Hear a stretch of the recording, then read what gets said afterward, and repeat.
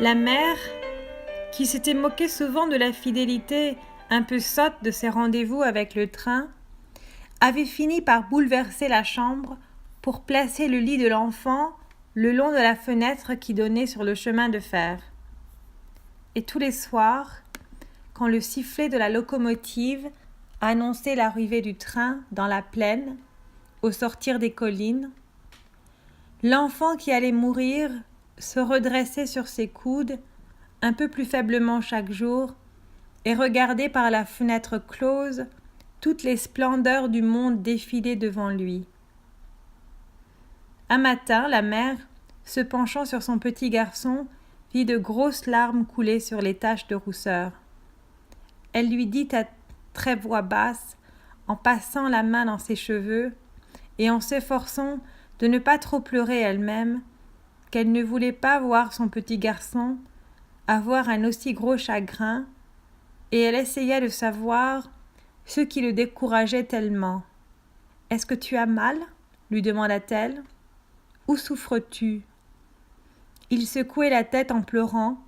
comme tous les petits garçons, quand ils sont tristes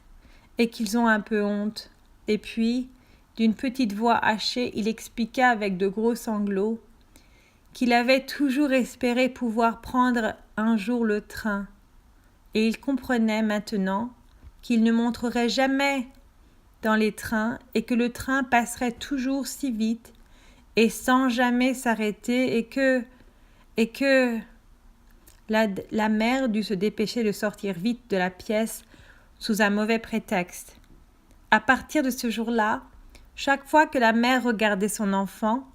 il lui semblait lire dans ses yeux comme une prière déchirante et muette. Pendant de longues journées, l'enfant ne parla plus du train, mais quand le grondement annonciateur se faisait entendre le soir du côté des collines, et que le petit garçon s'accrochait à la fenêtre, elle se disait que la vie était trop injuste et horrible,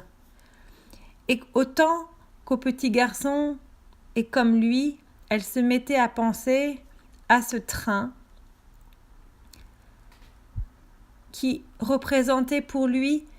tout ce qu'il aurait connu du monde et tout ce que lui aussi, comme tous les autres, avait le droit d'en attendre et d'en espérer.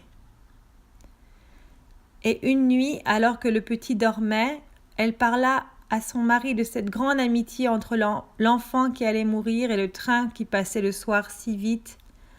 avec tant de bruit et avec tant de lumière.